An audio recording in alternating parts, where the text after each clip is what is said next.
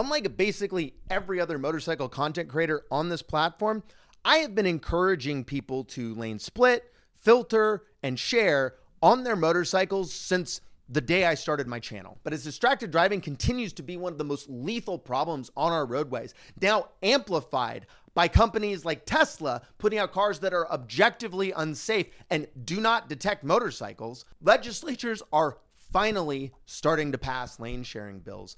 6 states now is what we're going to be at in 2025. Montana, Utah, California, Arizona, Colorado, and Minnesota. I made the decision years ago that I wasn't going to wait for the government to give me permission to ride my motorcycle in a way that is objectively safer on our roads. So the laws are just going to have to catch up to me, or it won't.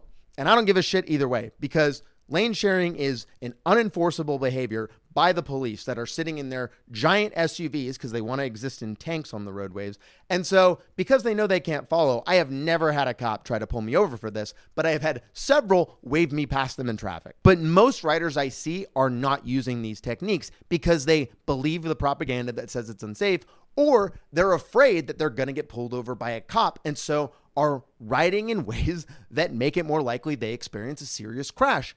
And I got a fucking problem with that. So that's what I aim to solve with this video. I am going to fill the education gap left by motorcycle safety trainings and other motorcycle content creators and show you how this can be done safely at any speed. I'm going to give you 10 squid tips that I developed in my own personal lab, and I'm going to show you my experiments because I think safe lane sharing for some people is like God. They have to see it with their own 2 eyes in order to believe it. And to be clear about my goal here, I really just want you to not be afraid of trying it, because in the real world, there are emergency situations where you will need to use those narrow margins between cars. And if you do not practice doing it, you will never do it in a live fire situation. All right, so let's get started with our first tip, which is actually step 0 before you start even trying to lane share. I'm going to go into my green screen so that you can see this. We're going to get into the example section here. So let's go. What you must have before you start lane sharing is an understanding of the size of your bike as you pilot it through 3D space, to the point where you feel confident enough that you can ride that fucker through tight spaces at low speeds. But that's not hard to do because unlike in a car, you can literally look and see every inch of your bike from the position you're seated in. The challenge is that you have to build a mental model of your bike in your head and then be able to visualize it going through a space accurately. And that just takes time and experience. This might sound basic, but a lot of motorcycle crash clips I see are people just clipping the sides of cars with their saddlebags and shit. On some bikes like my R1M, it's really easy because it's basically the same width that I am at the shoulders. Other bikes might be a bit more complicated because they might be bigger or taller or have those saddlebags I mentioned. Before you ever start going into the gaps between cars, you should find somewhere that has some stationary objects to practice your low speed precision riding. Hitting a barrier and falling off your bike in a parking lot is going to do a lot less damage to your motorcycle, your body, and your pride than bumper to bumper traffic. Another really common reason people crash while lane sharing is because they want to fast track their way to becoming Jixerbra. They get on the bike, they get comfortable with the controls, they get over the initial fear and anxiety of speed and leaning. This can become a false sense of confidence of their abilities behind the motorcycle. So that then leads them to become the crash clips that everyone screams about when we're trying to legalize lane splitting. I'm picturing a scenario. I'm on the highway, we're going down 25 miles an hour. I've got a kid in the back seat. They roll the window down, they stick their arm out. My kid ends up with a broken arm. The motorcyclist's guts end up all over the back of my car. Learning traffic patterns, adapting to traffic, and road conditions are all necessary skills required to operate your motorcycle safely on public roads. That's why I know a lot of people who race motorcycles at 150 plus miles an hour that do not ride on public streets. All of these skills take time to develop, especially in conjunction with each other, which is why you feel this fear, anxiety, excitement when you first start riding, because your mind realizes like you're doing a lot and you are not really fully in control. This is why new riders are especially susceptible to survival reactions, the things that our bodies kind of automatically do in response to fear or anxiety. And it's a really common reason they crash. I definitely encourage you to go watch that video after you finish this one, because it's another one that will absolutely save your fucking life. There is no fast track to building the neural connections and muscle memory to become a safe, adaptable, flexible rider. You just need to get a lot of seat time. So start slow and take incremental, calculated risks as your experience and confidence grows. I started my lane sharing journey by passing cars that were stopped and not taking a right. And then I moved up to filtering through stop traffic at stoplights, and then slow speed traffic, and then slow speed traffic on the highway, and then medium and high. And now I do it everywhere, all the time, forever. Motorcycles are easy to start riding and impossible to master. So just be patient, be focused, and be calculated on your lane splitting journey. The third, and I think most important tip, is what every lane sharing bill is built around in this country, because it's data driven, it's intuitive, and it fucking works. The Solomon curve is a visualization of some data from the 1950s and 60s, which suggested that what was important to rates of crashes between vehicles was not the raw speed that they were driving at, but was the difference in speed between them. People's intuition is that the faster you go, the more risk there is, which isn't objectively wrong, but it's overtly simplistic thinking that isn't accounting for bigger factors. In the real world, a motorcycle riding on the highway at 60 miles an hour faster than the rate of traffic is so much less dangerous than a car sitting at 60 miles an hour less than the speed of traffic. The difference in speed between vehicles is what creates the most risk. So the Solomon curve gives us the guideline to stay within 15 miles per hour of surrounding traffic. Pretty easy. Exceeding this guideline puts you into the realm of what I have coined luck splitting. When you are riding so fast through a tight space that you are relying on the good driving of people around you to stay alive, that's luck splitting. The most common objection to lane sharing are always framed as questions. What if somebody pulls out in front of you? The answer is to ride your motorcycle within 15 miles per hour of surrounding traffic, and that will allow you enough time to brake, accelerate, or evade whatever comes your way. Now, there's some common situations on the roadways that make it really hard to stay within that 15 mile per hour guideline. At places in the roadway where it is expanding and contracting, so on-ramps, off-ramps, HOV lanes, construction, all those situations where drivers are shuffling in and out of lanes a lot on the roadway as they settle into their fucking miserable commutes. It is very common for there to be two lanes that are operating at very different speeds. The 15 mile per hour rule applies to both lanes. So if you're passing the fast lane, it's really easy to exceed it. These are also situations where drivers are encouraged to change lanes more suddenly, and so they might not look twice for motorcycles. Just wait until traffic settles or do it very cautiously. Obviously, you should always be focused on the riding process when you're operating your motorcycle. But where specifically should you be focused when you're lane sharing? Because there's a lot of shit you could be looking at. Every rider should be familiar with the concept of target fixation, which is the tendency for us to pilot our bikes where we are looking. While we're lane sharing, we are not looking at our speedometer. We're not looking at the other cars. We are looking down and we are planning our line through that narrow gap in traffic. To break it down further, you are looking forward at the next gap you need to hit, visually assessing whether you can safely pass through it, and then planning that route into where you're going to land safely on the other side. With your line planned, you can spend more focus on your peripheral, making sure that nothing is suddenly moving and then needs your full attention. There's a couple different techniques you're going to use to pilot through that line.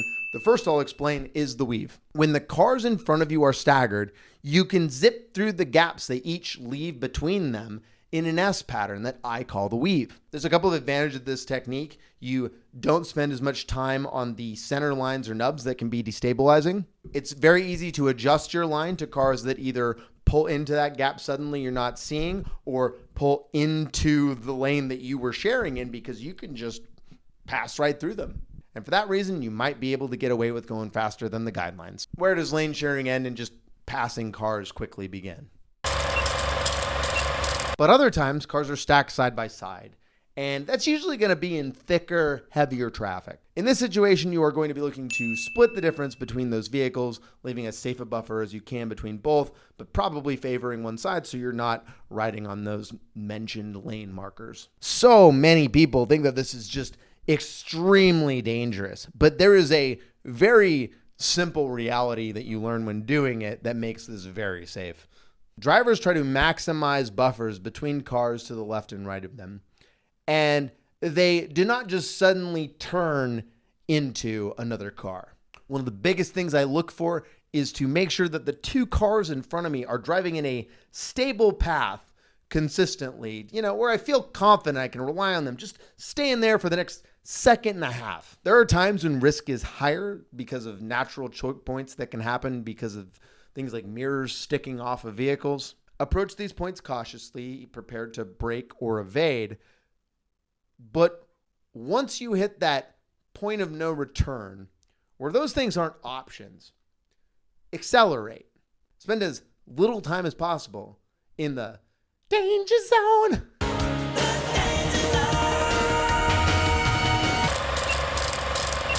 What you're going to find as you start using these techniques is you're going to be on the throttle a lot because the goal is to always be moving forward.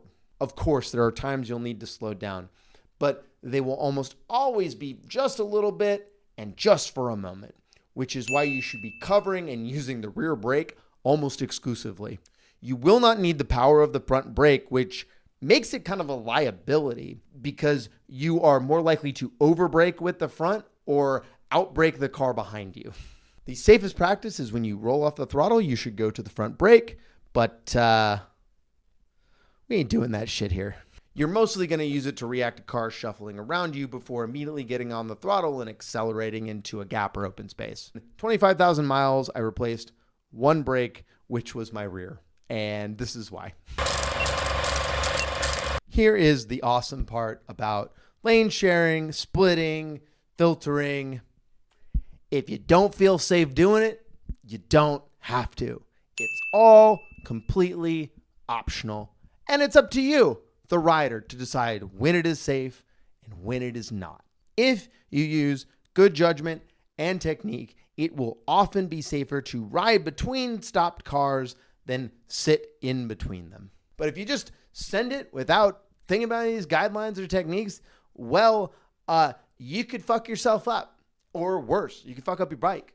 If you're not sure if it's safe, give it a moment, reassess, take time. It's okay. Either wait until it becomes safe or move to a different place in traffic where you do feel safe. Listen to that gut feeling of uncertainty and intuition so that you can develop your motorcycle spidey sense that will protect you from overconfidence and impatience. Not falling fast. Uh-oh. Whether lane sharing is legal in your area or not, there will be times when people honk their horns or flip you off or maybe even confront you in the middle of traffic about it. To be charitable to them, they might just believe the misinformation about these behaviors being dangerous, or they might associate motorcycle riders with negative stereotypes like Sons of Anarchy or whatever. Or they might just be having a really bad fucking day. But that doesn't change that the behavior is childish, dangerous, borderline unhinged, and I totally get why some people feel justified responding to it in kind. It might feel great in the moment to scream at them, flip them off right back, kick their door, punch their mirror. I get it. I've done it in the past, but now I try not to respond at all. The primary reason is that I am on a glorified bicycle and they are in a consumer grade tank. I'm walking into a sword fight with a tiny, sharp little dagger. You know, when you boil it all down, you basically have two choices: fight or flight. And motorcycles are the best thing on the road for one of those things and absolutely dog shit at the other. Just get as much distance as you can, as fast as you can safely. We're gone and they're still sitting in traffic stewing. We win by just continuing to exist. Bonus meme! Now, don't skip the rest of the video because this is not an outro. This is a bonus tip and very much a squid tip. If you do end up having an impact with a car, it is most likely going to be a mirror click. the state of California released a survey where they went out and interviewed 800 or 700 car drivers and 600 or 700 motorcycle riders. Out of the car drivers, 95% of them said that they have not had any type of interaction with a lane-sharing motorcycle.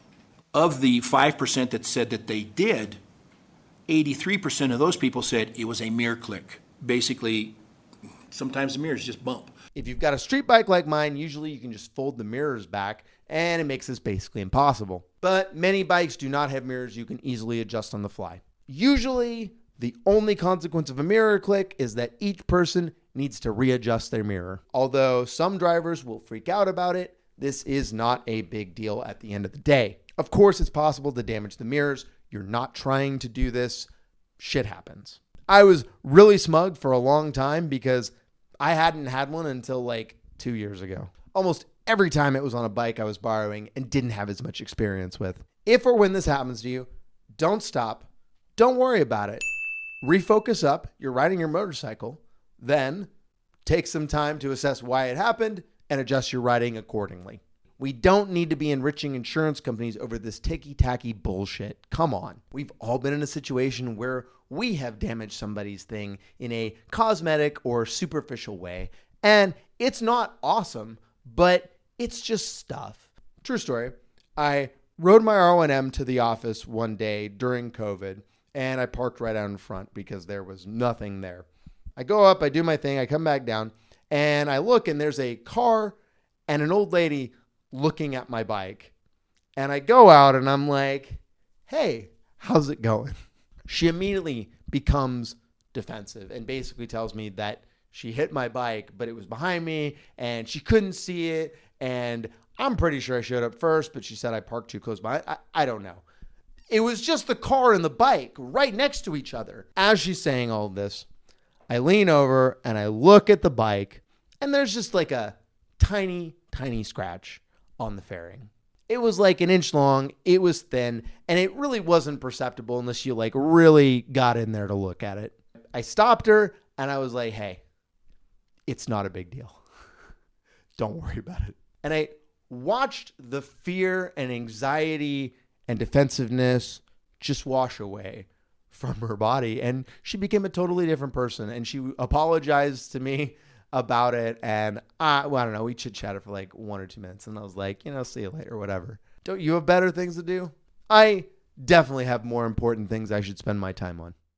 All right, so those are my tips. Get out there and get that free real estate. I'm sure some of you watching have your own tips, and I would appreciate you sharing them with the class down in the comments. I'm also super interested to hear from anyone who tried lane sharing after this video, and specifically what you felt after you did it for the first time. You should also probably send this to all your riding buddies because otherwise you're gonna be waiting for them a lot, which is a totally valid thing to do if you want.